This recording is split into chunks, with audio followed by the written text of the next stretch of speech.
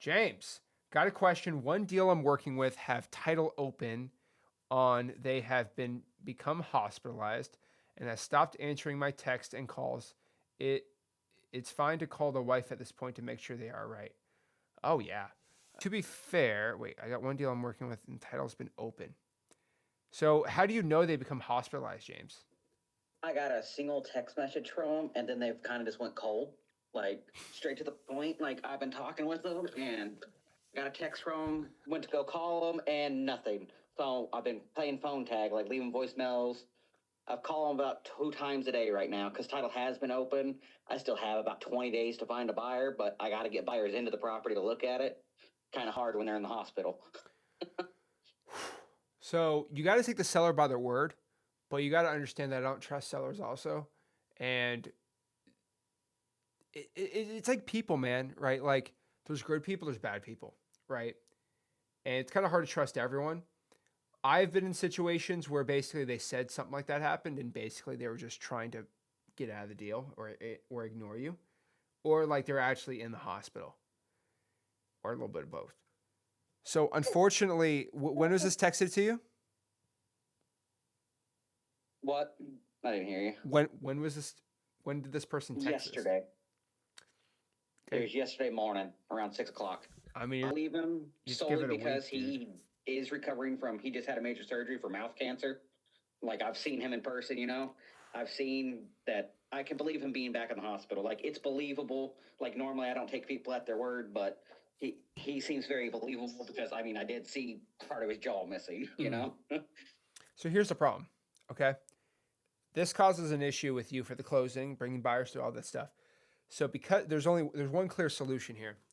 Because he's ignoring you and causing these issues, understandable, you need to go out here and get an extension for at least a month.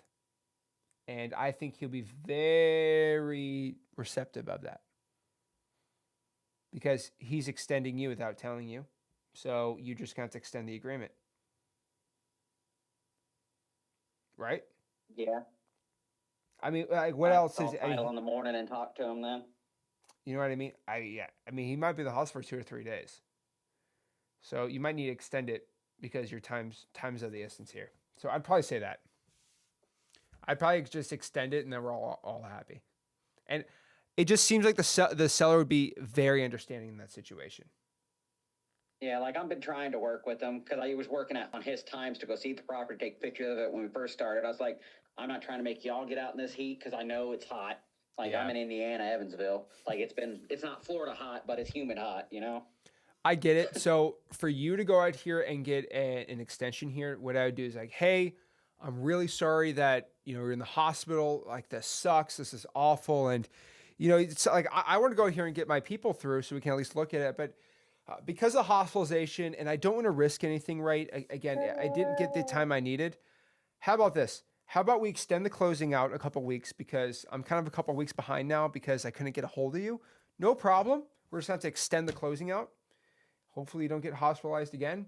Here's what we're going to do is I'm going to send you over to the agreement here. I'd rather do it in person just to extend it a couple weeks. So what I would do, James, is did you close this person in person? No, I talked to him over the phone. Like what I did was I went and looked at the property and I was like, I actually need to get a price reduction because talking to my cash buyers around here, this is my first deal. I have it locked up for 28,000. Like 28.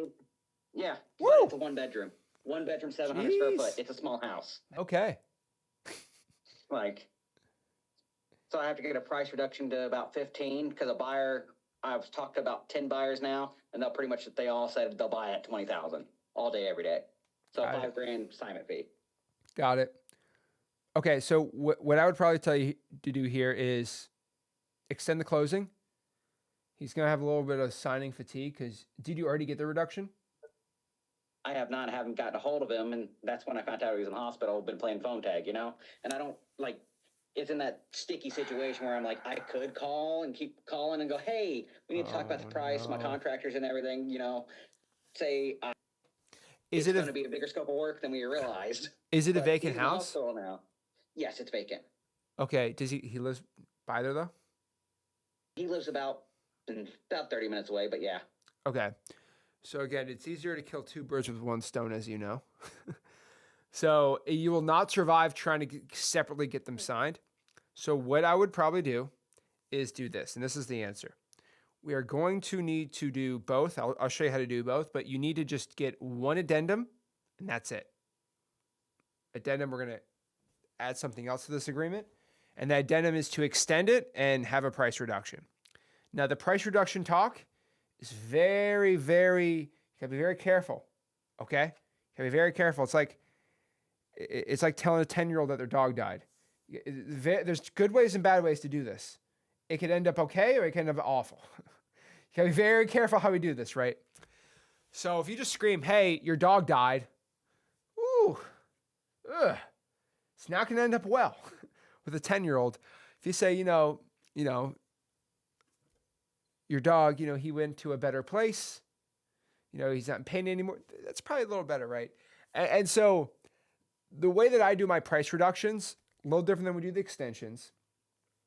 So you rather get the price reduction just out of it first and make sure that's agreed to before you extend it. You extend and get a reduction, not as good.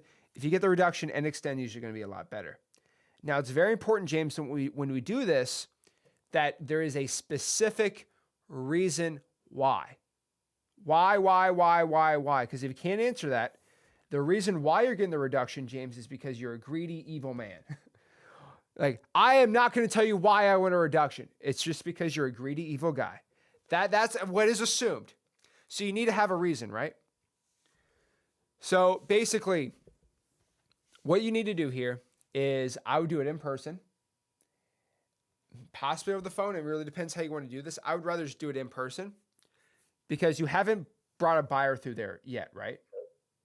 I have not. I've just messaged, I got Google pictures of it, and one of the main buyers here, I sent it to him. He goes, I'll buy it cash, 25 at the most. But he's like, it's just too high. He's like, I'll buy it. I got to walk it, but 20 is what I'll pay max. Why is it? I was like, okay. Okay. Did he give you a reason on the repairs yet? The reason why is it's on a rougher side of town and it's a one bedroom. Usually if it was big enough, it's 700 square foot. That's the main reason. Not big enough to add a secondary bedroom, Perfect. It's a shotgun style house. It's straight through. It's a small house. That's all I need. So guess what we're going to do? Hey, seller, I was telling my partner James about this, and we got one massive issue on this house. And, he's more the construction guy, but we cannot put a second bedroom on this. It will not be up to code. And according to him, it's too difficult to do. And because of that, I can't get that extra rental income for him, or we can't go out here and flip it the correct way, whatever way you want to do this, right? And so what we're going to have to do is we're going to have to kind of change how we do this, because we're just going to buy this and do the renovations a little differently here. So it's throwing us off a little bit. So what we got to do is we can't be able to do that 28. We're going to be closer to around $20,000 because we're losing all that potential equity we're going to get on this. I was really trying to help you out the most here, James. We're going to be closer to $20,000, and we just got to extend this about another week or two because it's a whole new scope of work we have to do here. So what we're going to do is I'm going to send you over that agreement. Let me know that you see it, and we're set to close in 2 weeks or, in a month. And then from there, see what they say. Two birds, one stone. And remember, okay, look, give me something, James. Why can't I get that? The extra bedroom, awesome, great. Because the extra bedroom, we need more time also because now we're changing how we're doing it. Boom, you got both. 3-pointer done. Simple. That's how I'd personally do it. In person would be best. Before I even locked it up, I told him, I was like, this is going to be probably it's a smaller house. It's not very a fix and flip. It's more of a keep and rental, because it's one bedroom. Can't really do much with a one bedroom flip. The ARV in the area is anywhere from 80 to 90 grand. Yeah. It's a small margin to fix and flip. It does come with a secondary lot that is buildable if it gets rezoned. Mm-hmm. I think that's what you should be doing, man. So I'd put a 20 and make at least, $5,000. That was the goal. I was going to try to talk him down to getting it to 15 because that pays off his judgments and puts money in his pocket still. All right. I like that. Because $3,000 in judgments. So Jeez. get it at 15, leaves in about 12.5, roughly. You know, it's better than nothing because no one else has really tried this property. He's had a couple people, but no one's ever actually walked it. They just seen it was one bedroom and walked away. I agree. All right. I like that. So let's get down to 20 and make $5,000. Cha-ching. There we go. Hey, Evansville's working. You found buyers. You didn't even know there was buyers in Evansville. What's up? So this was a clip from my real estate deal school coaching call. So I do one coaching call every single week inside of the real estate deal school, where on Wednesdays from 7 to 8, I answer all of your questions inside of real estate deal school. I also do extended live streams. So after my live stream, I go on for an extra 30 minutes, and one of our coaches who make over $1 million a year in their own wholesaling business will go for an hour after. So we have on Tuesdays an hour and a half of coaching calls. Thursdays after my extended live stream. So after my stream, I go for another hour and a half. Wednesdays is a call with me or Rick. And then Monday we have Corey, one of our coaches, does an entire hour-long coaching call, and then Evan does an hour. Stacey, here's Real Estate Deal School. You literally get this for free if you have an X Leads account. So if you have an X Leads account, you literally get inside of the school group complete for free. Adele, Brian, look at those awesome deals. But just so you know, like we go live a lot. There's 8 coaching calls, almost 14 hours. So Mondays, Corey goes live. We do an after hours till 6:30 to 8. We have Ricardo at 10 a.m., one of our coaches, helping you pull the lists. Weekly X Lead support call. This clip was from our 7 o'clock literally call yesterday, and we're going to go for an hour and a half today. So I got 30 minutes, the other coach goes for an hour, and then Evan's going to go for about an hour on the 14th. So if you want to go join, literally go out here. The link is in the bio, school.com/reds. You can pay $97 to join, and then you get a basic X Leads account. Or if you have an X Leads account, you'll get an email access to here. But if that doesn't work, just email support@xleads.com. Peace. See ya.